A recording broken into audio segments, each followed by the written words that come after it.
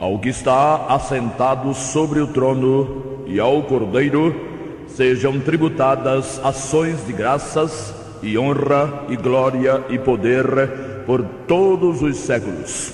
Missão Evangélica Boas Novas. Programa Boas Novas. O que jamais passou pela mente de pessoa alguma em toda a história do gênero humano, salvação eterna, vida eterna de graça, sem participação humana nenhuma, é o que pregamos, porque é isso que significa o Evangelho da Graça do Senhor Jesus.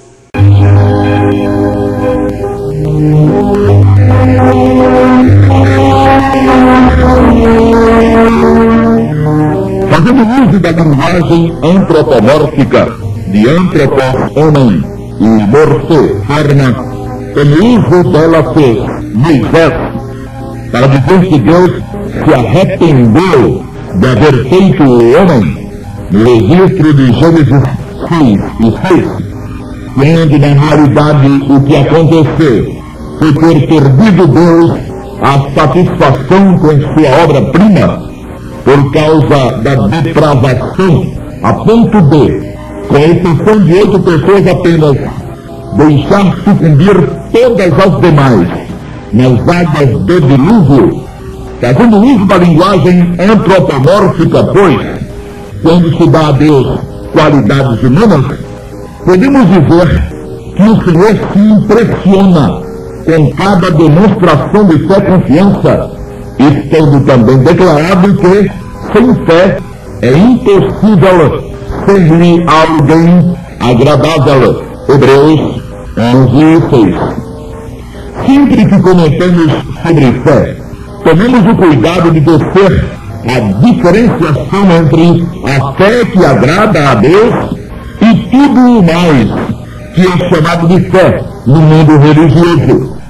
Diversos casos já aconteceram de pessoas chegarem ao óbito, à morte, por terem ingerido, por engano, veneno ao invés de remédio. A intenção era ter tomado o remédio, mas como, por engano, tomaram veneno, morreram. O veneno não se transmudou em remédio, só porque a intenção de quem o tomava era tomar remédio e não veneno. Quem tomou o veneno, tomou-o crendo piamente estar tomando o remédio que o curaria. Infelizmente, porém, o veneno continuou veneno e matou quem o ingeriu. Quem disse não é fé, não no sentido bíblico e neotestamentário, mas também confiança em tudo quanto se tem confiança nas religiões. Não é a fé que impressiona a Deus, não sendo, por consequência, a fé que une o homem à justiça do sangue de Jesus. No Brasil, por exemplo, de norte a sul, sem exceção, as demonstrações de fé são grandiosas, fabulosas e impressionantes. Desde os Sírios de Nazaré, no Pará, até as Romarias para a Aparecida no Sudeste, são fantásticas as confissões ouvidas, onde ou quando pessoas embevecidas, quase em suspenso, declaram toda a sua confiança naquele ou naquela, e quase sempre naquela que é objeto de tal confiança. E nem se diga que tal tipo de confiança é vão, sem resultado objetivo nas questões da eternidade. Nem se diga, porque as reações são sempre furiosas. Tais devotos não admitem estarem errados, não admitem questionamentos, sendo muito provável, entretanto, que não saibam responder sequer uma pergunta sobre o porquê, ou sobre os porquês de tanta confiança. Crendice não agrada a Deus e não o impressiona. Crendice só serve para satisfazer a própria pessoa que a carrega. É tudo o que ela tem, e cada um vale-se do que tem. E as condições, normalmente, essas pelo menos a que fizemos referência, estão relacionadas a algum favor que precisa ser pago. Foi alguma cura, ou é alguma cura solicitada e que, tendo acontecido, porque curas acontecem todo santo dia, muitas por força da própria mente, pelo pensamento positivo e até pelo uso da quarta dimensão, precisa ser paga. Promessa é promessa. Disso as religiões estão cheias. Cofre d'água perto do televisor, fé na própria fé e outros expedientes do tipo andam sendo usados por tudo quanto é pregador de cura e de prosperidade. Esses venenos jamais se transformarão em fé confiança, apesar da sinceridade de quem os usa por engano. Tratemos nós da fé que agrada a Deus. Alguém, quando agrada a Deus, ipso facto, ou por isso mesmo, o impressiona.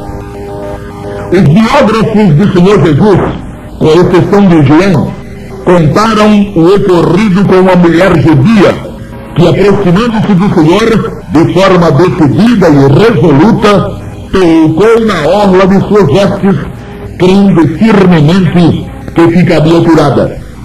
Os desdobramentos desse fato são fantásticos. Os três narradores, Mateus, Marcos e Lucas, fornecem informações preciosíssimas. Cuidemos dos detalhes. Marcos, por exemplo, informa que aquela mulher já não tinha o que fazer com sua enfermidade. Com os médicos, só tinha padecido e despendido tudo quanto possuíra, ficando cada vez pior. Ouvindo falar de Jesus, o procurou, mas não de forma direta, quer dizer, não lhe pediu uma entrevista.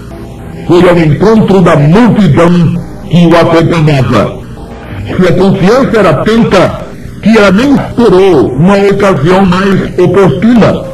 No aperto da multidão, que quase oprimia o Senhor em sua caminhada, por entre os que o cercavam, ela conseguiu tocar em suas vestes, pensando, como informa Marcos, se tão somente tocar nos seus vestidos, sararei. E não deu outra.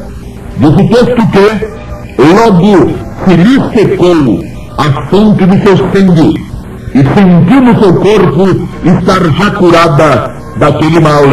Marcos 5, 28 e 29. Quem tocou nos meus vestidos? Perguntou o Senhor. Todo mundo ali. Todo mundo que o cercava tocava seus vestidos. Isso vinha acontecendo ao longo de toda aquela caminhada. Certamente já dezenas de pessoas haviam tocado no Senhor, e algumas com certeza já o haviam tocado diversas vezes, e nada de nada acontecer. As pessoas tocavam por tocar, não tocavam porque tocando-o fossem beneficiadas, e nem criam que isso lhes pudesse acontecer. E de fato, nada, nem um pingo de poder do Senhor, nem mesmo uma nesga de suas virtudes alcançou qualquer uma de todas aquelas pessoas que seguidamente o tocavam no aperto da caminhada. Pode-se admitir que ninguém ali sofria de qualquer espécie de enfermidade? Convenhamos, tinha isso sido muito pouco provável. Em uma multidão, em uma grande multidão, como afirma o biógrafo Marcos, sempre existem os que padecem de algum mal, ou com algum mal. Se o Senhor, por exemplo, tivesse perguntado quem quer ser curado, provavelmente muitos teriam se apresentado para a cura. E se a pergunta fosse ou tivesse sido quem tem fé para ser curado, ou quem acredita que eu possa curar, muita gente teria se pronunciado positivamente. E é bom que se note que a multidão que o Senhor, ou que acompanhava o Senhor, só o acompanhava por ter ouvido dele falar e por crer ser possível ver sinais e maravilhas. Naquela multidão, com certeza, não iam inimigos declarados do Senhor, pelo menos ali não. Mas ninguém recebeu a bênção que aquela mulher recebeu, mesmo que muitos precisassem. Quem me tocou? O Senhor considerou os outros toques sem importância nenhuma. Todos o tocavam, mas era como se não o tocassem. O toque da confiança, sim, esse foi especial. Quem me tocou, crendo em mim, confiando em mim. E a mulher prostrou-se ante o Senhor. Ele contou o que fizera e por quê fizera. O Senhor então carinhosamente lhe disse: filha, a tua fé te salvou. Vai-te em paz e ser curada deste teu mal. Marcos 5:34. Para que se saiba com absoluta certeza o que efetivamente aconteceu com aquela mulher, é necessário que se recorra aos recursos hermenêuticos tanto quanto ao uso dos contextos, e que se precise e que se processe a exegese dos termos encontrados, principalmente dos verbos. Dos sinópticos, isto é, dos que semelhantemente narraram o episódio, Marcos foi o mais detalhista. Nele encontramos o uso de dois verbos, salvar e ir, e mais uma leção verbal, ser curada. Mateus usa o verbo ter e o verbo salvar. E Lucas os verbos ter, salvar e ir. Os três, por conseguinte, usam o verbo sozo, salvar. Só Marcos usa o verbo curar, e Marcos e Lucas usam a expressão vai em paz. Finalmente, o que de fato Jesus disse àquela mulher? No final das contas, o que foi que ela recebeu? Apenas a bênção da cura física? Ela foi curada de sua enfermidade física e só, sabendo que não existe qualquer possibilidade de paz séria, de paz duradoura, em quem não esteja em perfeita paz com Deus. Como e por que Jesus diria àquela mulher que demonstrara tamanha fé, vai em paz? Vai em paz só com a cura do corpo? E desde quando a cura do corpo proporciona paz a alguém? Paz legítima, paz eterna. Além do que, por mais que aquela mulher tenha vivido depois de curada, ela morreu. E se a paz mencionada pelo Senhor não tivesse sido paz para depois da morte também, não seria tão preciosa assim a paz do Senhor. Ninguém precisa de cura e nem de paz para o corpo já morto. Vai em paz até onde? Ou até quando? É claro, todos os contextos mostram isso, que quando Jesus lhe disse vai em paz, estava considerando toda a sua existência no corpo e fora dele. Ninguém demonstra fé e confiança no Senhor Jesus, a fé que é agradável a Deus, e sai só com uma cura para o corpo ou com a solução para problemas materiais. É verdade que o motivo que levou aquela judia a tocar nas vestes de Jesus foi seu intenso sofrimento com aquela hemorragia de mais de 12 anos. Mas ela o fez com tamanha confiança no exercício de tanta determinação que recebeu a cura que almejava e recebeu mais. Recebeu a salvação. Foi salva. Foi curada sim, mas foi também e acima de tudo salva. Daí a expressão de Jesus, vai em paz. Foi salva, e não com o tipo de salvação que muitos advogam e pregam, porque senão A paz determinada pelo Senhor só duraria enquanto durasse a tal salvação. Foi salva com o único tipo de salvação que o Senhor Jesus concede, a salvação eterna por todos os séculos, para todo o sempre. É verdade que o verbo sozo, salvar, tem várias acepções, entre elas, salvar de perigos e aflições naturais, curar, salvar da morte física, etc. Entretanto, se Jesus, naquele momento, estivesse usando o correspondente aramaico de salvar no sentido de curar, Marcos não utilizaria a expressão seguinte. O verbo sozo já significaria a cura da enfermidade. Teria havido uma redundância desnecessária. Este idiez, ser curada, como já frisamos, seria descartável se não significasse algo diferente do significado de Sefecã salvou. Palavras supérfluas não existem no universo das Sagradas Escrituras, e nem Jesus as diria exatamente a uma mulher aflita com seu martírio de anos seguidos. A tua fé te salvou, vai-te em paz e ser curada deste teu mal. Isso são de fato 3 afirmações do Senhor, cada uma delas em uma direção, a só atentar para os verbos.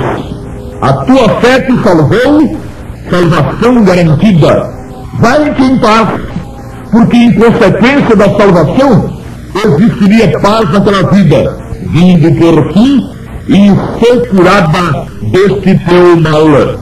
Portanto, a fé depositada por aquela mulher na pessoa bendita do Senhor Jesus não lhe garantiu apenas a cura da enfermidade física, pela ouvir dos lábios do Senhor algo tremendamente maior do que a simples cura para o corpo. Assim é Jesus. Jesus é assim. Quem a ele recorre recebe mais do que esperava receber. No caso em pauta, é muito provável que a mulher não pensasse tanto em sua salvação, muito embora, sendo judia, vivesse debaixo das promessas. O tamanho de sua fé ultrapassou o tamanho da bênção que naquele momento ela esperava receber. A confiança, a fé confiança, impressiona positivamente a Deus, da mesma forma como a desconfiança, a incredulidade o impressiona negativamente. É preciso, no entanto, insistimos nisso, saber distinguir entre a preciosa fé confiança, a fé que é agradável a Deus, e tudo mais que os religiosos teimam em chamar de fé.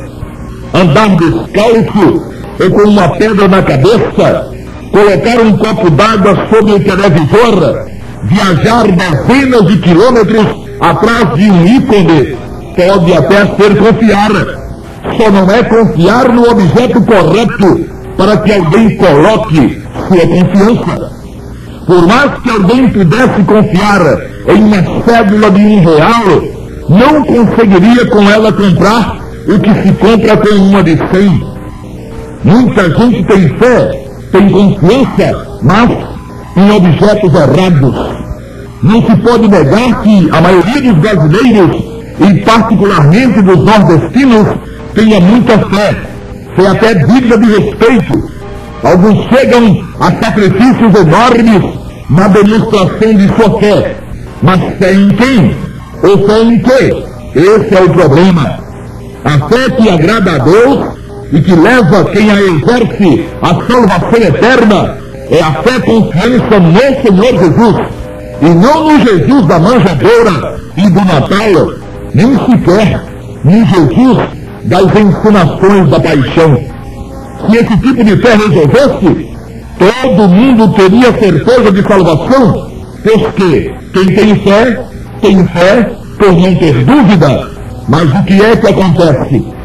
Todo mundo proclama grande fé, é capaz de sacrifícios tremendos para demonstrar a tal fé, enche os templos com cânticos e aplausos, mas pergunte-se sobre a certeza de salvação, certeza inquebrantável, irremovível, irrefragável.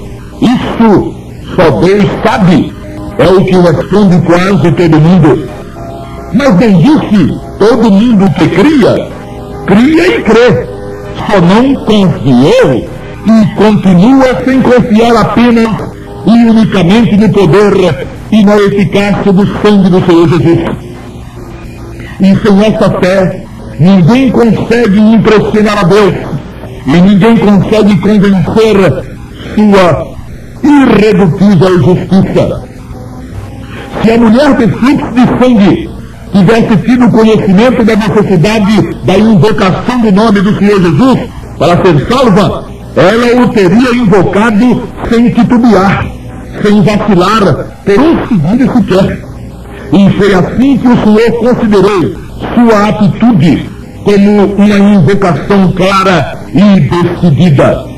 Na metáfora proposta há pouco, a fé e confiança daquela mulher correspondeu a uma cédula de R$100. Essa é a fé. Não fé na história de Jesus, não fé nos milagres e nos sinais por ele efetuados, não fé em sua bondade, é a fé em sua obra na cruz, em seu sangue derramado. É, no dizer do apóstolo Paulo, a fé em Jesus crucificado, 1 Coríntios 1:23. E se alguém acredita na história de Jesus, vibra com seus feitos portentosos, chora com os relatos de sua paixão, mas duvida dos efeitos de seu sacrifício, fez tudo, menos confiar. E sua aparente grande fé desce para a categoria de crendice, algo como uma cédula de irreal. Não dá para o que ele queria que desse, não vale tanto quanto ele pensou que valesse. Não impressionou a Deus, não conseguiu, e vai ter que satisfazer sua justiça implacável com seus próprios atos. Como? Se todos pecaram e destituídos estão da glória do Altíssimo, Romanos 13:23. Essa pergunta, aliás, deveria ser feita por essas pessoas aos seus líderes, porque depois que partirem daqui, estará tudo sem jeito. Líderes e liderados amargarão frustração, decepção e vergonha. Anos depois daquele episódio, o episódio da mulher do fluxo de sangue, o apóstolo Paulo, escrevendo aos Efésios, registrou: pela graça sois salvos por meio da fé, e isto não vem de vós, é dom de Deus. Efésios 2:8. Quem considera a fé como um dom de Deus, deveria refletir melhor para considerar melhor. Uma vez que sem fé é impossível agradar a Deus, como se impressionaria ele, Deus, com algo que ele mesmo houvera dado? A fé só é agradável a Deus, a fé e confiança, por ser uma demonstração de credibilidade em sua palavra. Se até para crer, para confiar, o homem tivesse que receber do Senhor, estaria provado não merecer ele, o Senhor, a mínima prova de confiança de criatura nenhuma. Isso é um completo despropósito. É o homem, é a criatura humana quem deve exercer fé. E é a criatura humana quem exerce fé. Todas essas demonstrações que mencionamos são produto da própria decisão de cada um. O problema de tais demonstrações de fé são os objetos. O remido foi salvo por meio da fé, de sua própria fé. A diferença entre o remido e os demais é que os demais erraram quanto ao objeto. ao invés de confiarem no Senhor Jesus, crendo firmemente no poder do seu sangue, confiaram em outros e em outras. Ninguém vai querer dizer que a fé dos não remidos é dom ou foi dom de Deus. Mas então, como é que eles conseguiram crer? Ou será que eles não creem? Todo remido sabe que quando não era remido ainda, também cria, também confiava. Só não confiava em quem merecia confiança. Essa era e é toda a diferença. Pela graça, somos salvos, nós remidos, porquanto confiamos na graça. E a graça nos apresentou Jesus e este crucificado. Pela graça, fomos salvos, porque jamais poderíamos sê-lo pelas obras. Este foi o dom de Deus, quando transmudou a lei, quando transferiu a obrigatoriedade do cumprimento dos mandamentos de sua santa lei para um ato de fé e confiança no nome e no sangue de seu Filho. O Senhor Deus nos deu o dom da salvação, não o dom da fé. Salvação que teríamos que conquistar na ausência do dom, pelas nossas próprias obras. Obras que nunca ninguém conseguiu praticar. O ser salvo pela graça foi dom de Deus. A fé para confiar nesse dom, não. Porque, desse ênfase, se assim fosse, teríamos um Deus vencido e falido, tão destituído de prestígio, que para que alguém nele cresce, seria na base de uma fé dada ou fornecida por ele mesmo, pois de outra forma, ninguém se animaria a nele confiar ou crer. Sem fé, é impossível agradar a Deus. E sem fé, confiança no sangue de Jesus, é impossível alguém ser remido, ter os seus pecados totalmente anulados.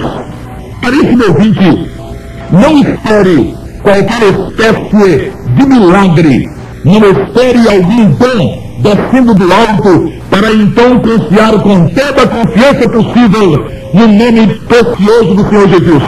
Isso vai ter que ser decisão sua.